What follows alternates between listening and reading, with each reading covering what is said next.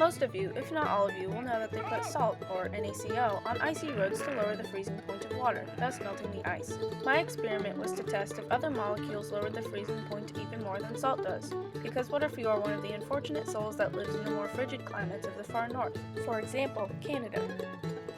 Basically, the salt acts like an obstacle trying to prevent the water molecules from coming together in the crystalline structure we know as ice. The more obstacles you have, the harder it is for those water molecules to form ice. The fewer molecules you have, the easier it is for them to form ice. To conduct my experiment, I used road salt, magnesium sulfate, also known as Epsom salt, calcium sulfate, calcium chloride, and potassium chloride.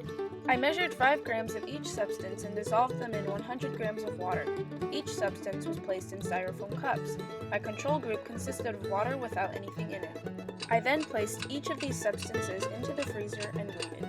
When I took the temperatures of the two substances that, according to my hypothesis, should have been at the lowest temperature, I discovered that they hadn't actually lowered the freezing point of the water much, if at all.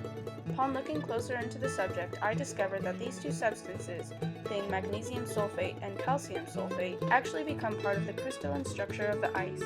The reason for this is that the sulfate in these two molecules are crystalline structures themselves, and instead of impairing the ice from forming, they simply combine with it.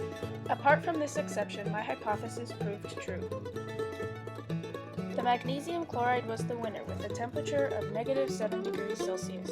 Runner-up was potassium chloride with a temperature of -4.5 degrees Celsius. And lastly came road salt with a temperature of -4 degrees Celsius. However, these substances would be very expensive in large quantities, so unless you are really desperate to get the ice off of the road, it's not worth it. In the end, NaCl is the most cost-effective method because of its low price.